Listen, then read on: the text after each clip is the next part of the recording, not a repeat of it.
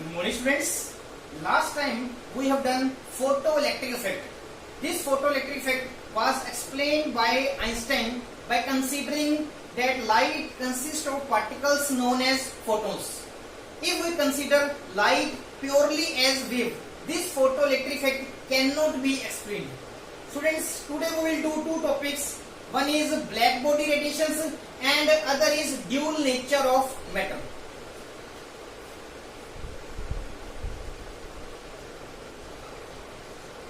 Black body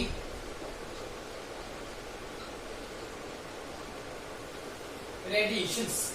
बेटा सबसे पहले पढ़ते हैं कि ब्लैक बॉडी क्या होती है। A body which can absorb radiations of all wavelength, जो किसी भी वेवलेंथ की रेडिएशंस अब्सॉर्ब कर ले उसको हम क्या बोलते हैं, ब्लैक बॉडी। जो बेटा ब्लैक बॉडी होती है जितनी भी वेवलेंथ की रेडिएशंस वो ऑब्जॉर्व करती है उसकी प्रॉपर्टी होती है कि it can release that wavelength also. जितनी भी रेडिएशंस ऑब्जॉर्व करेगी, ठीक है, उतनी ही रेडिएशंस वो एमिट भी करेगी। ठीक है, ये ब्लैक बॉडी की बेटा प्रॉपर्टी होती है। तो ब्लैक बॉडी को बेटा कैसे डिफाइन करेंगे? A body which can absorb radiations of all wavelength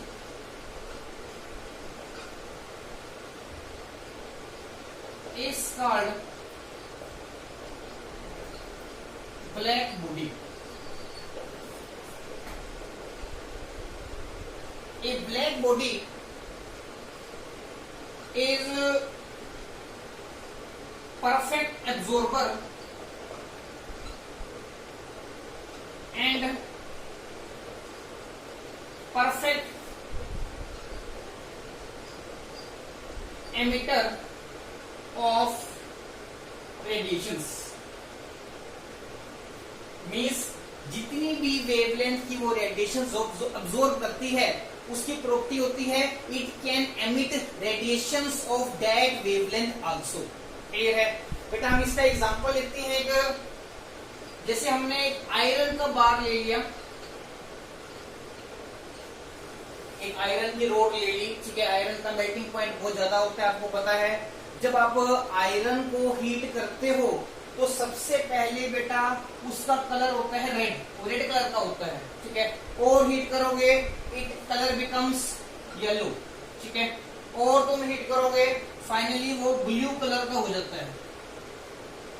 iron bar ले लिया, ठीक है, उसको आप अगर हीट करोगे firstly it will become red, after that it becomes yellow and after that it will become blue. Clear है? अब ऐसा कलर चेंज क्यों आता है? क्योंकि जब तुम इसको हीट करोगे सबसे पहले तो आयरन बार जो रेडिएशंस एमिट करेगा, तुमने हीट किया, उसने क्या किया, रेडिएशंस को एब्सॉर्ब किया। क्लियर है? उसके बाद अब ये रेड कलर का हुआ है, इसका रीजन क्या है? Because it is emitting radiations corresponding to red colour. ऐसी रेडिएशन ऑब्जॉर्व कर रहा है, ऐसी रेडिएशन ये रिलीज कर रहा है जिसकी वेवलेंथ जो है रेड कलर के कोरस्पॉन्डिंग है। उसके बाद उसने और फर्दर रेडिएशन ऑब्जॉर्व करी है, क्लियर, और उसका कलर क्या हो गया, येलो। येलो कलर क्यों हुआ है? क्योंकि अब ये जो रेडिएशन एमिट कर रहा है उसकी वेवलेंथ जो है येलो कलर के कोरस्पॉन्डिंग है, ठीक है। अब आपने दोबारा और हीट किया, अब उसका कलर क्या होगा, blue, because now it is emitting radiations corresponding to blue colour. आपको पता है बेटा विजिबल लाइट में 7 कलर्स होते हैं, VIB GYOR। क्लियर? हर एक कलर की अपनी पर्टिकुलर वेवलेंथ होती है, पर्टिकुलर फ्रीक्वेंसी होती है।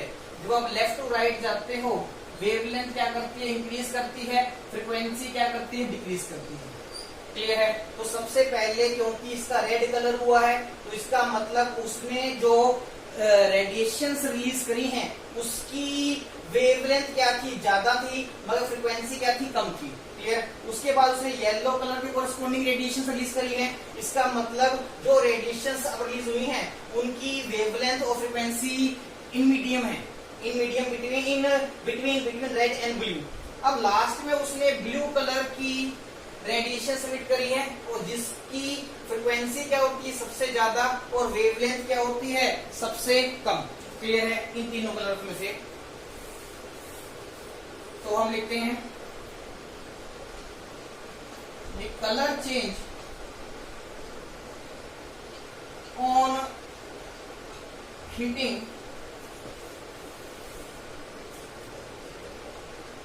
iron bar is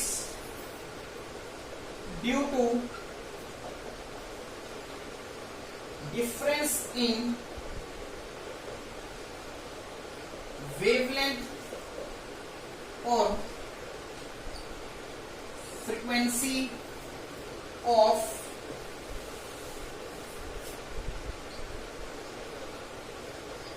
radiations emitted। तो बेटा आयरन बार के केस में कलर चेंज क्यों आता है ऑन हीटिंग? क्योंकि ये डिफरेंट फ्रिक्वेंसी की रेडिएशंस एमिट करता है। सबसे पहले ये एमिट करेगा radiations corresponding to red colour, उसके बाद रेडिएशन एमिट करेगा कोरस्पोंडिंग टू येलो कलर, और उसके बाद रेडिएशन एमिट करेगा corresponding to blue colour. Red colour की बेटा वेवलेंथ हाईएस्ट होती है, ठीक है, और फ्रीक्वेंसी क्या होती है? लोएस्ट होती है, ठीक है। और ब्लू कलर की बेटा वेवलेंथ तो लोएस्ट होती है, ठीक है, और फ्रीक्वेंसी क्या होती है? हाईएस्ट होती है। क्लियर? जब आप आयरन बार को हीट करोगे सबसे पहले तो वो रेडिएशन एमिट करेगा लो एनर्जी की, और लो एनर्जी की radiation means red colour. Clear? जैसे जैसे आप हीट करते जाओगे रेडिएशंस की एनर्जी इंक्रीज करती जाएगी। क्लियर है? आप ओवर कंटिन्यूसली हीट करोगे तो जो रेडिएशन रिलीज होंगी that will be higher energy, और लास्ट में क्या हुआ है उसका ब्लू कलर क्यों होता है? क्योंकि ब्लू कलर की एनर्जी ज्यादा होती है। क्लियर? फ्रीक्वेंसी हाईएस्ट होती है और वेवलेंथ क्या होती है? लोएस्ट। क्लियर है? तो this radiations emitted by this iron bar is known as black body radiations। Clear है? Due to this difference in black body radiations, iron bar shows different color at different intervals of heating। अब बेटा पीछे हमने electromagnetic wave theory पढ़ी थी जिसको Maxwell theory भी कहते हैं। उसकी कुछ लिमिटेशंस है कि this theory can not explain photoelectric effect and black body radiations.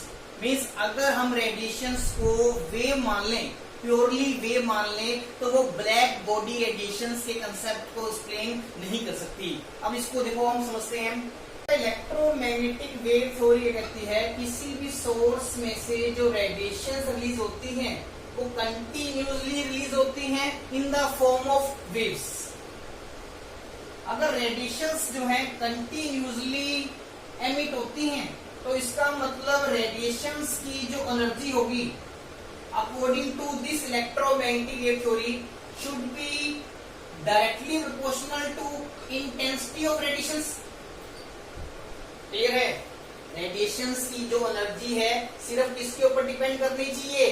Waves की इंटेंसिटी के ऊपर। इंटेंसिटी क्या होता है बेटा? आपको पीछे बता रखा है, इंटेंसिटी इज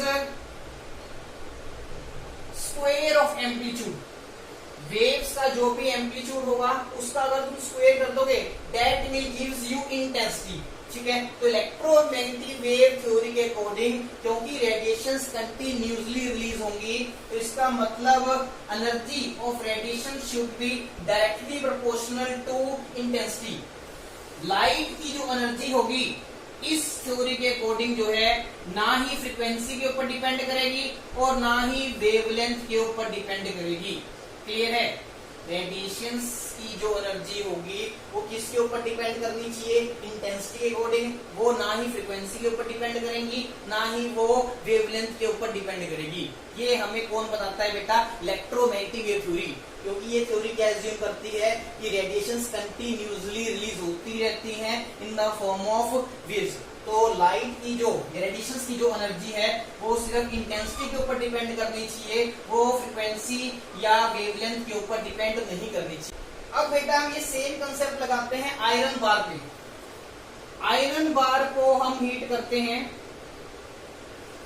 सबसे पहले रेडिएशंस निकलेंगी लो एनर्जी की, उसके बाद मॉडरेट एनर्जी की, उसके बाद रेडिएशंस निकलेंगी हाई एनर्जी की। अब क्योंकि एनर्जी जो है वेवलेंथ और फ्रीक्वेंसी के ऊपर डिपेंड नहीं करती, तो इसका मतलब तीनों ही केसेस में जो रेडिएशन निकलेगी उनकी वेवलेंथ और फ्रीक्वेंसी क्या होनी चाहिए, सेम होनी चाहिए। अगर रेडिएशन की फ्रीक्वेंसी और वेवलेंथ सेम होगी, इसका मतलब तीनों ही केसेस के अंदर जो कलर रिलीज होगा, जो कलर आना चाहिए वो सेम होगा, क्योंकि सेम फ्रीक्वेंसी और सेम वेवलेंथ की रेडिएशन एमिट होनी चाहिए according to electromagnetic wave theory. इसका मतलब तीनों ही केसेस के अंदर colour should be same as frequency and wavelength of radiations is same. Electromagnetic wave theory के अकॉर्डिंग हमें पता है कि जो एनर्जी है वो सिर्फ इंटेंसिटी के ऊपर डिपेंड करती है, ठीक है, वो फ्रीक्वेंसी और वेवलेंथ के ऊपर डिपेंड नहीं करती। अब क्योंकि आयरन बार को हीट करने से पहले लो एनर्जी की रेडिएशन निकलेंगी, फिर मॉडरेट एनर्जी की रेडिएशन निकलेंगी, उसके बाद हाई एनर्जी की रेडिएशन निकलेंगी, तो इसका मतलब जो रेडिएशन निकलेंगी उनकी इंटेंसिटी तो अलग अलग होगी, मगर उनकी वेवलेंथ और फ्रीक्वेंसी क्या होनी चाहिए, सेम। अगर वेवलेंथ और फ्रीक्वेंसी सेम होगी, इसका मतलब जो रेडिएशन निकल रही है उनका कलर क्या होना चाहिए, सेम होना चाहिए, कलर सेम होना चाहिए। मगर एक्चुअल में हमारी ऑब्जर्वेशन क्या है कि सबसे पहले जो है रेड कलर आता है, उसके बाद येलो कलर आता है, उसके बाद ब्लू कलर आता है। उसका मतलब पहले रेड कलर की रेडिएशन रिलीज होती है, फिर येलो कलर की रेडिएशन रिलीज होती है, उसके बाद ब्लू कलर की रेडिएशन रिलीज होती है। तो इसका मतलब जो है ये जो रेडिएशन रिलीज हो रही हैं, ठीक है, इनकी फ्रीक्वेंसी और वेवलेंथ सेम नहीं हो सकती। क्लियर? अगर फ्रीक्वेंसी और वेवलेंथ सेम नहीं हो सकती, इसका मतलब जो है फ्रीक्वेंसी और वेवलेंथ का एनर्जी के साथ एक स्ट्रॉन्ग रिलेशनशिप होना चाहिए। क्लियर है? It means this electromagnetic wave theory can not explain the black body radiation concept. Clear है? क्योंकि अगर हम इलेक्ट्रोमैग्नेटिक वेव थ्योरी के अकॉर्डिंग ब्लैक बॉडी रेडिएशंस को एक्सप्लेन करना चाहेंगे तो सभी रेडिएशंस का कलर क्या आना चाहिए, सेम, मगर एक्चुअल में the colour was different. Clear? This was not explained bye electromagnetic wave theory. Clear है? तो इसका क्लियर मीनिंग क्या है कि light has particle nature. Clear है? तो बेटा अगर हम लाइट की प्रॉपर्टीज करते हैं, like interference, diffraction, these properties of light can be explained if we consider light as a wave। ठीक है? सिमिलरली अगर हम लाइट की प्रॉपर्टीज देखते हैं, रेडिएशन की प्रॉपर्टीज देखते हैं, जैसे photo electric effect, black body radiations, these two effects suggest that light has particle nature, means light की प्रॉपर्टीज इंटरफेरेंस और डाइफ्रैक्शन कैसे एक्सप्लेन होती हैं if we consider light as a wave. Clear? और अगर हम फोटो इलेक्ट्रिक इफेक्ट और black body radiations को एक्सप्लेन करना चाहते हैं तो वो हम एक्सप्लेन नहीं कर सकते if we consider light only as a wave. उस केस में हमें लाइट को पार्टिकल एज्यूम करना पड़ता है। तो इसका मतलब क्या हुआ बेटा, जो रेडिएशंस हैं उनका दो तरह का नेचर है, they have wave nature, they have particle nature। it means radiations have dual nature। dual nature means radiations have both type of nature, it has wave nature as well as particle nature।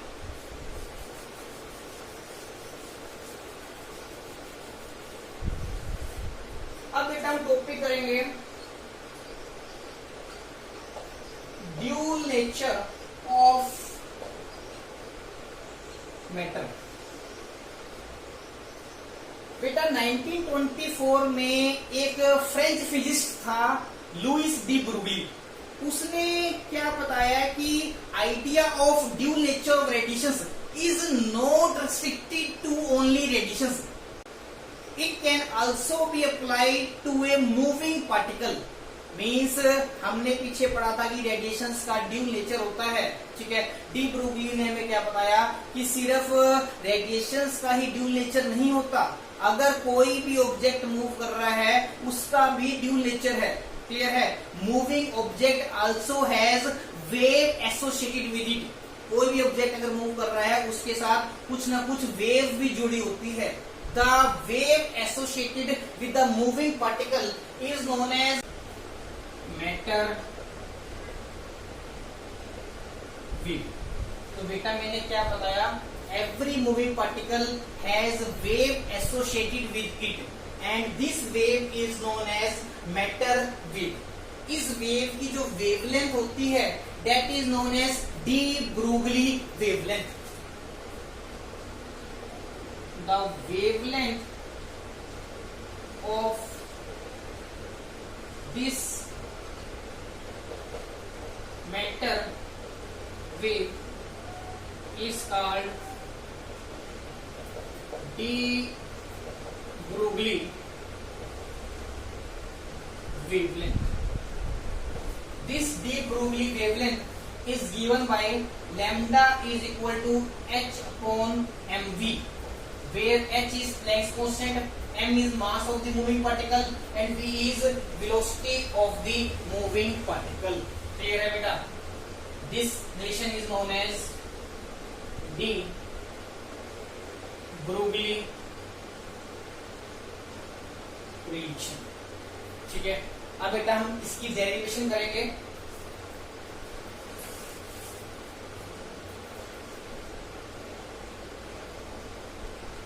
तो इसके लिए बेटा हम एक photon consider करते हैं। Consider a photon of light. ठीक है, अब बेटा अगर हम केस लेते हैं, if photon has particle nature, ठीक है, if photon has particle nature तो उसकी एनर्जी कैसे दी जाएगी? E is equal to mc²। This is Einstein relation, इसको हम इक्वेशन 1 देते हैं। और अगर फोटोन का वेव नेचर होता है तो उसकी एनर्जी कैसे दी जाएगी?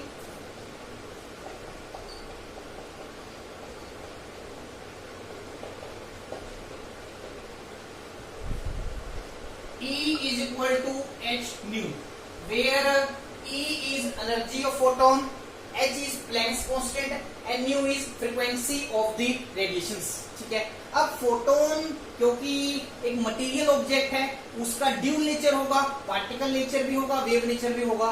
तो हम क्या करते हैं बेटा, इक्वेशन 1 और इक्वेशन 2 को कंबाइन कर देते हैं। Combining equation 1 and 2। ठीक है, तो इसका मतलब फोटोन की एनर्जी का फॉर्मूला mc² है and it is equal to h nu। ठीक है, मतलब हमें क्या पता लग गया, mc² is equal to h nu। ठीक है, हम क्या करते हैं बेटा, यहां से लिख सकते हैं as mc² is equal to h nu, therefore mc² is equal to h c by lambda, क्योंकि हमें पता है न्यू किसके इक्वल होता है, c by lambda के। ठीक है, c के साथ एक c कैंसिल कर दोगे, you will get lambda is equal to h divided by mc। तो फोटोन के लिए बेटा रिलेशन क्या आया, lambda is equal to h divided by mc, where m is mass of photon and c क्या है बेटा, वेलोसिटी ऑफ द फोटोन। और हमको पता है photon travel with the velocity of light, और लाइट की वेलोसिटी को आप c से रन कर सकते हैं। ठीक है, अब अगर हम फोटोन ना कंसीडर करें, कोई भी पार्टिकल एज्यूम कर लें x, ठीक है, तो उसकी वेलोसिटी अगर v है, अगर वो v वेलोसिटी से ट्रेवल कर रहा है, मूव कर रहा है, तो ये रिलेशन कैसा बनेगा, for any material particle we can write lambda is equal to h divided by mv, where m is mass and v is velocity of that material object. Clear beta? This relationship is known as de Broglie relation. Clear है? क्या बताया मैंने? Every moving object has wave associated with it. This wave is known as matter wave and the wavelength of this matter wave is given by lambda is equal to h by mv. Clear है? h divided by mv. Clear है बेटा? अब हमें पता है as mass into velocity is equal to linear momentum. Mass into velocity किसका formula होता है? लीनियर मोमेंटम का, जिसको आप P से बन कर सकते हैं. ठीक है, तो हमारे पास डी ब्रोगली रिलेशन की सेकंड फॉर्म क्या बनेगी? Lambda is equal to h divided by p, where p is linear momentum. इसका फॉर्मूला क्या है? Mass into velocity. क्लियर? अब करते हैं बेटा relation between kinetic energy of moving particle, इसको हम E से रिप्रेजेंट करेंगे, and associated wavelength lambda. Associated wavelength means de Broglie wavelength.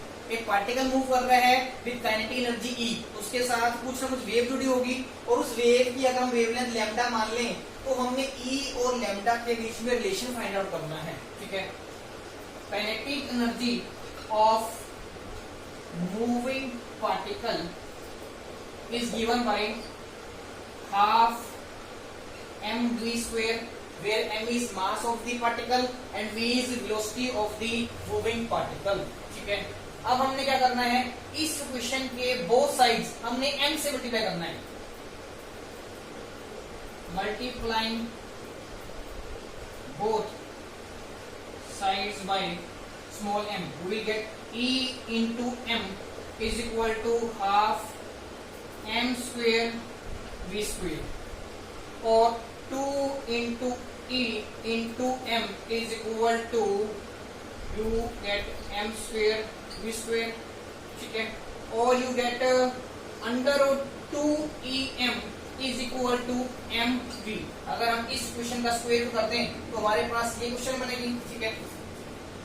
Now as lambda is equal to h divided by mv, हमें de Broglie relationship पता है.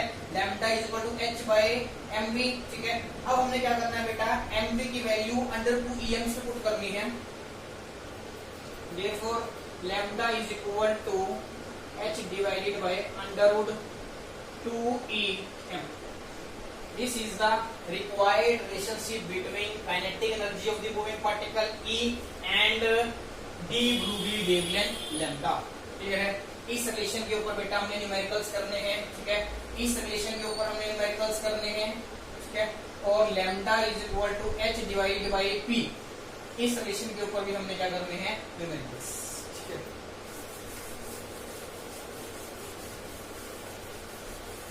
अब पढ़ते हैं बेटा significance of de Broglie relation. De Broglie relation क्या कहता है? Lambda is equal to h divided by mv. हम सोच सकते हैं lambda is inversely proportional to mass of the particle. अब अगर हम माइक्रोस्कोपिक पार्टिकल लेते हैं जिसकी मास की वैल्यू बहुत कम होती है, अगर मास कम होगा तो उसके साथ जो वेव जुड़ी होगी उसकी वेवलेंथ इतनी ज्यादा होगी, we can easily measure it. Clear है? अब अगर बेटा हम मैक्रोस्कोपिक पार्टिकल ले लें, मैक्रोस्कोपिक पार्टिकल मीन बड़ा पार्टिकल, जैसे डस्टर, चौक, कार, ठीक है, स्कूटर, ट्रक. ठीक है? तो उसकी केस में बेटा मास बहुत ज्यादा होता है. अगर मास बहुत ज्यादा आएगा तो lambda will be too small. Lambda इतना छोटा होगा कि हम उसको मेजर या डिटेक्ट नहीं कर पाएंगे. इसका मतलब जो है माइक्रोस्कोपिक पार्टिकल के केस में तो lambda can be easily detected, but in case of macroscopic particles since their mass is very high, lambda will be too small to be detected. ठीक है, और हम बेटा अपनी डेली लाइफ में किस तरह के पार्टिकल के साथ डीलिंग करते हैं? We deals with the macroscopic particles.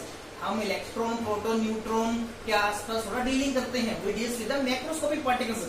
तो हमारी डेली लाइफ में क्योंकि मैक्रोस्कोपिक पार्टिकल्स हैं और मैक्रोस्कोपिक पार्टिकल्स का मास क्योंकि ज्यादा होता है, लैम्डा बहुत कम होगा, लैम्डा बहुत कम होगा तो उसको इजीली डिटेक्ट नहीं कर पाएंगे। इसका मतलब क्या हुआ कि डीब्रुगुलेशन का हमारी डेली लाइफ में कोई सिग्निफिकेंस नहीं है, because in our daily life we deals only with the macroscopic particles. It has significance only in case of microscopic particles. In microscopic particles, since m is very less, lambda is very high, which can be easily measured or detected. Clear है बेटा?